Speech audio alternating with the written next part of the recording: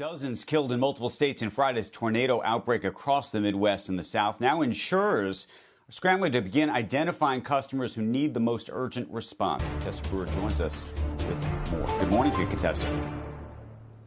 Andrew, good morning to you. Kentucky Farm Bureau Insurance is the leading provider for commercial insurance and just behind State Farm in residential in Kentucky. And it told me in hard-hit Mayfield, quote, "We don't have a solid grip on the numbers, but have an established presence on site to begin the process of picking up the pieces one policyholder at a time." And Allstate told me it's moving its team to customers as quickly as possible to help with recovery. But it's clear the big hurdles for the economy right now, labor shortages and inflation, will be big challenges for the recovery from this incredible tornado outbreak.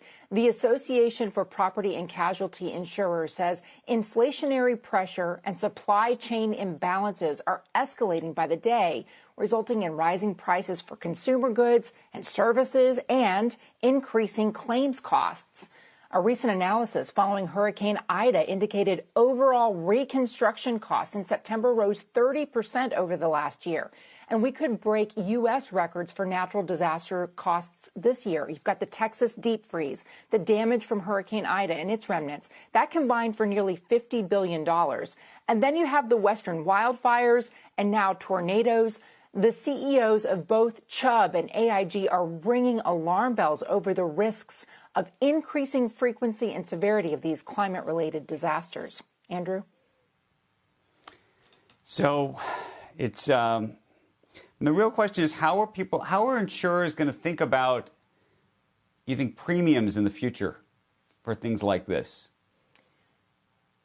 Well, what we've seen is that premiums are skyrocketing in places where there is risk. What they've done is they've gone in, they've redrawn the lines. In California, for instance, where state regulators have kept the insurers from hiking up rates too rapidly over wildfire coverage, the insurers have just washed their hands of it and left the state. They say they can't charge enough in premiums to cover the risks for paying it out. So now you've got sort of this public amalgamation of wildfire coverage, and people are still paying through the nose for it. But they continue to rebuild in these wildfire-prone areas. What you're also going to see is, and we've seen it with cyber, for instance, but they're going to start demanding that homeowners and businesses mitigate some of the risks, that you have co-insurance kicking in, that your deductibles are going to be far higher, and then the cap for your coverage is going to be lower than it was previously, so that they can make sure that they have the pool to go in and cover all of these claims.